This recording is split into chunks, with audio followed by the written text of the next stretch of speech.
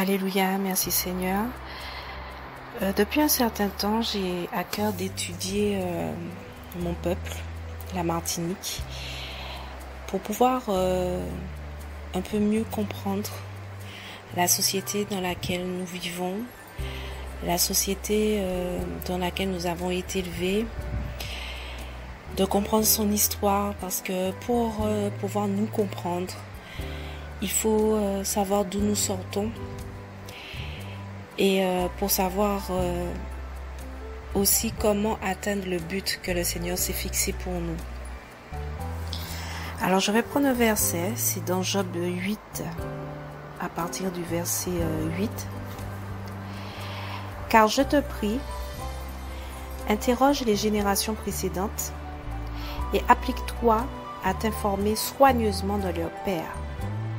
Car nous sommes d'hier et nous ne savons rien, parce que nos jours sont sur la terre comme une ombre. Ceux-là ne t'enseigneront-ils pas, ne te parleront-ils pas, et ne tireront-ils pas de leur cœur des discours? Le roseau croît-il sans marais? Le papyrus pousse-t-il sans eau? Ne se flétira-t-il pas, même avant toute herbe, bien qu'il soit encore dans sa verdure et qu'on ne le cueille pas? Amen. Ce passage nous dit au verset 9, « Car nous sommes d'hier et nous ne savons rien, parce que nos jours sont sur la terre comme une ombre. » Il nous est dit aussi au verset 11, « Le roseau croît-il sans marais ?» Le roseau, c'est la partie qu'on voit, qui est visible. C'est la partie qu'on voit à l'air libre. Mais le roseau prend ses racines comme le dit la parole, dans les marais. C'est-à-dire dans la vase. Et pour pouvoir connaître un peuple, pour pouvoir connaître la mentalité d'un peuple, pour le pourquoi de cette mentalité, nous sommes bien obligés de retourner à la racine. Et le Seigneur m'a poussé ces derniers temps à faire un retour en arrière sur nous, peuple antillais, d'où nous sortons, et la nécessité aussi pour nous de comprendre quelle est notre identité. Et cette identité, elle est en Yahushua. Donc nous savons que nous sommes un peuple jeune. Ça veut dire que le peuple antillais est né de la traite négrière qui a commencé en Martinique en 1635-38 par là. L'histoire de la Martinique et de la Guadeloupe sont similaires à quelques différences près. Mais nous sommes un peuple jeune. Si les peuples ont des centaines d'années, parfois des millénaires, existent depuis des milliers d'années, nous sommes un peuple relativement jeune, qui n'a pas 400 ans. Et c'est important que nous puissions retourner à nos racines. Pourquoi ? Parce que la Bible nous enseigne que la vie de l'âme est dans le sang.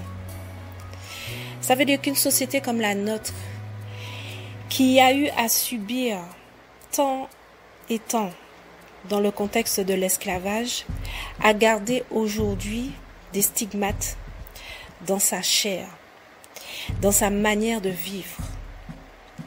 Et ce n'est pas pour rien que l'apôtre Pierre dit dans 1 Pierre 1, verset 18, il dit «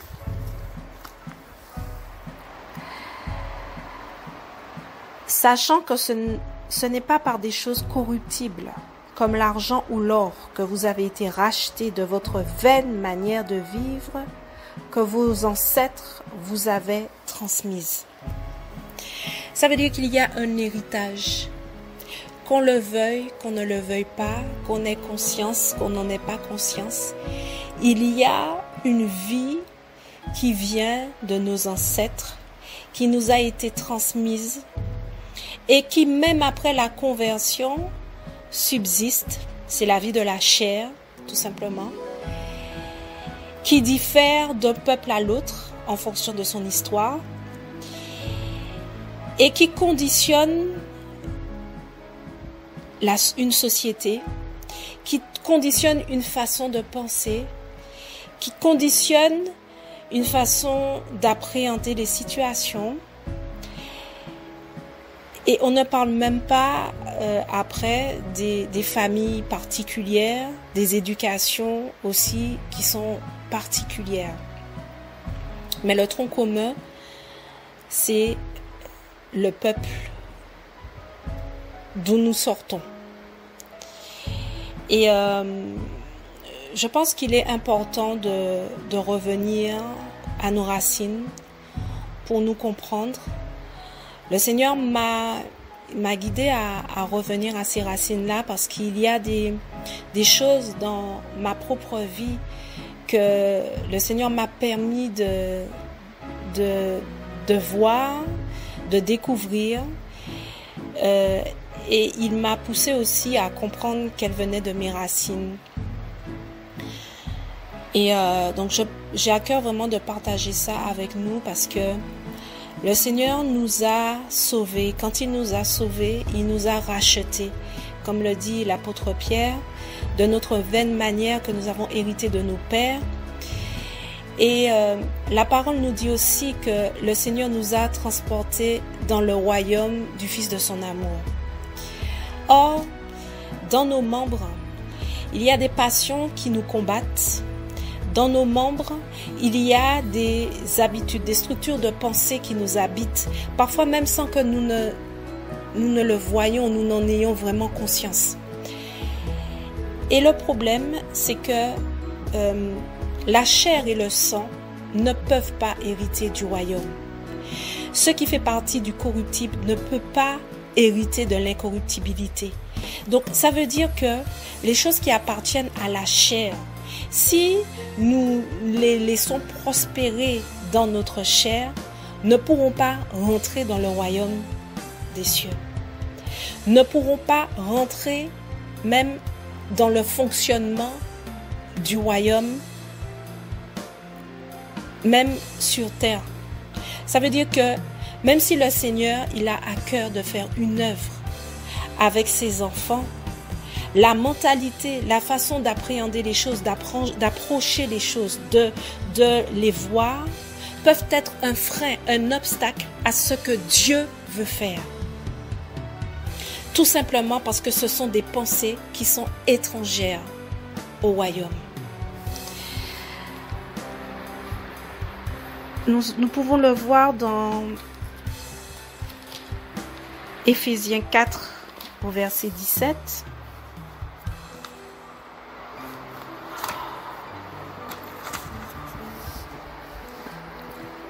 Où l'apôtre Paul, en fait, il exhorte à se dépouiller du vieil homme.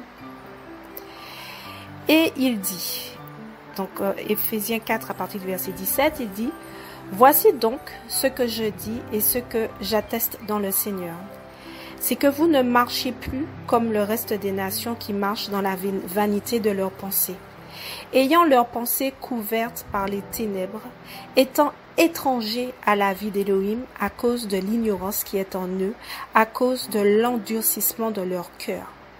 Devenus insensibles, ils se sont livrés à la luxure sans bride pour commettre toutes sortes d'impuretés avec cupidité. Mais vous, ce n'est pas ainsi que vous avez appris le Mashiach. Si toutefois, vous l'avez entendu et avez été instruit par lui, conformément à la vérité qui est en Yahushua, à vous dépouiller pour ce qui est de votre conduite précédente du vieil homme qui se corrompt selon les désirs de la séduction, à vous laisser renouveler par l'esprit dans votre pensée et à vous revêtir du nouvel homme créé selon Elohim pour dans une justice et une sainteté véritable. » Voilà. Donc tout ça pour nous attester que nous avons un passif, nous avons une mentalité qui est différente d'un pays à un autre, des mécanismes aussi de défense qui sont directement liés à notre passif, en fait, en tout cas le fait que nos pères ont été des esclaves dans ce pays, la Martinique et la Guadeloupe. Et les autres îles environnantes aussi, mais je vais parler essentiellement de mon île puisque c'est elle que je connais le mieux. C'est au milieu de mon peuple que j'ai grandi, même si voilà, il y a toujours des allées-venues dans d'autres pays, mais quand on est au milieu de son peuple, on connaît son peuple. Et alors je ne suis pas là à vouloir, comme dans plusieurs mouvements politico-culturels qui sont en train de se lever sur le pays pour pouvoir revendiquer une réparation, une réparation des fils des colons, des anciens colons par rapport à nous, descendants d'esclaves.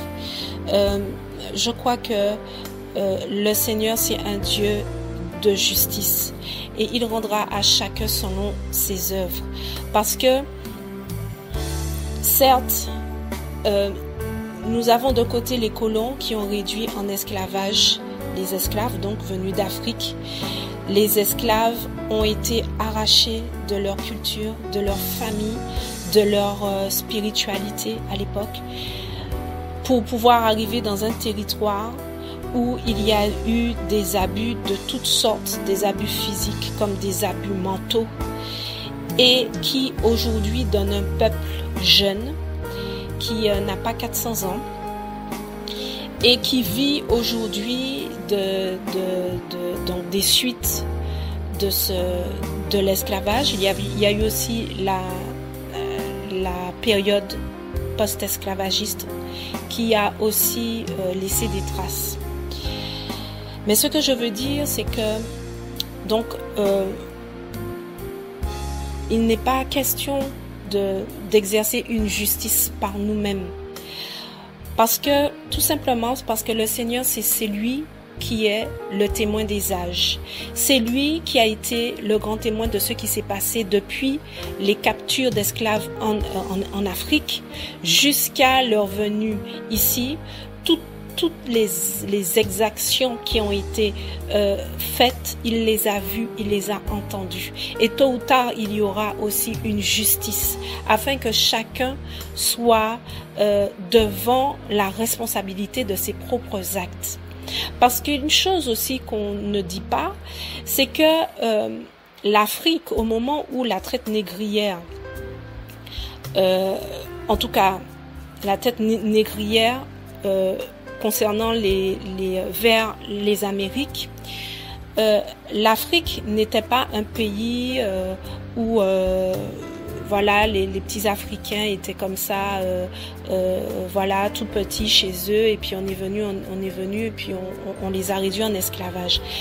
La plupart du temps, les royaumes, c'était des royaumes africains qui étaient puissants. À la tête de ces royaumes, vous aviez des rois qui étaient véritablement puissants. Et le but de ces royaumes-là, c'était de pouvoir, alors peut-être pas tous, mais plusieurs royaumes étaient dans une démarche d'enrichissement, étaient dans une démarche d'acquérir de la gloire et de la puissance par l'acquisition de terres. Donc il y avait des guerres à l'intérieur du territoire d'Afrique et des esclaves qui étaient capturés, et ces esclaves-là étaient pour souvent des monnaies d'échange avec justement les Européens pour pouvoir avoir des armes et puis ceux qui ne pouvaient pas se procurer sur leur territoire donc des armes, parfois des instruments de musique, pour pouvoir aussi acquérir de la puissance, battre d'autres royaumes pour pouvoir posséder d'autres terres. Donc, l'Afrique, à l'époque, c'était, vous aviez des civilisations africaines, comme le royaume du Dahomey, l'ex-Bénin. Vous aviez d'autres royaumes, le royaume d'Ashanti, le royaume du Mali, du Ghana, etc. Donc, ce n'était pas, c'était des puissances, des royaumes africains qui étaient puissants, des royaumes africains qui étaient structurés militairement et qui se sont enrichis, pas pour tous, mais qui se sont enrichis pour certains au travers du commerce des esclaves. Donc il y avait ce type d'esclaves, donc des vaincus, des esclaves qui avaient été capturés, des captifs en fait réduits en esclavage et qui servaient de monnaie d'échange. Il y avait aussi les razzias. Donc là aussi c'est un autre type de capture des esclaves. Donc tout ça pour dire que il y aura une justice un jour. Il y aura une justice. Il y aura une justice tôt ou tard. Le Dieu du ciel, il a vu tout ce qui s'est passé et tôt ou tard, il y aura une justice pour chacun des peuples, y compris pour les colons et surtout pour les colons qui par leur cupidité ont attiré aussi ces rois, ces chefs africains à faire ce commerce. Ils ont attisé la cupidité de ces chefs. Donc il y aura tôt ou tard une justice pour ces choses. Quand les Africains, les esclaves africains arrivaient sur la terre des Antilles, les mauvais traitements, les viols qui ont donné le peuple de sang mêlé que nous sommes aujourd'hui, il y aura une justice tôt ou tard un jour pour ces choses. Mais nous, en tant que peuple d'ascendance africaine, nos pères ont été arrachés de l'Afrique.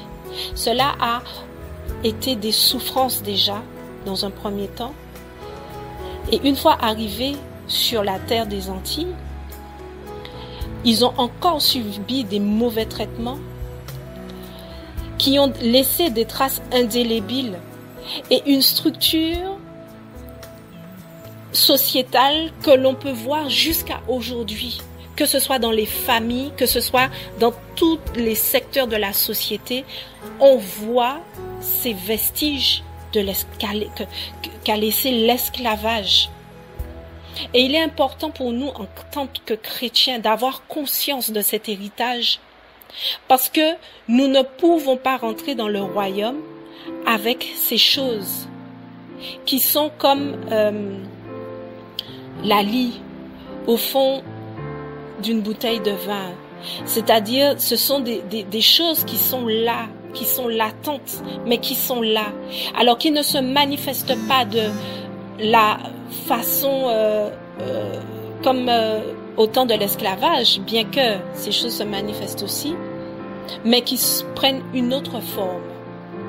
Et dans cette perspective-là, nous devons, en qualité d'enfants de Dieu, d'être éclairés par rapport à ces choses-là, de les apporter au Seigneur afin qu'elles soient crucifiées, afin que nous soyons aussi des vases neufs, des vases renouvelés. Parce que le Seigneur ne va pas remplir des vases remplis de nous-mêmes, des vases remplis de l'héritage de nos pères, afin que son esprit puisse pouvoir agir dans nos vies et pour pouvoir impacter aussi ceux du dehors. Nous devons être purifiés, nous devons être sanctifiés afin d'être des vases, mais des vases qui sont propres, des vases qui sont propres à ce que le maître puisse vraiment utiliser comme il le souhaite, selon sa propre volonté.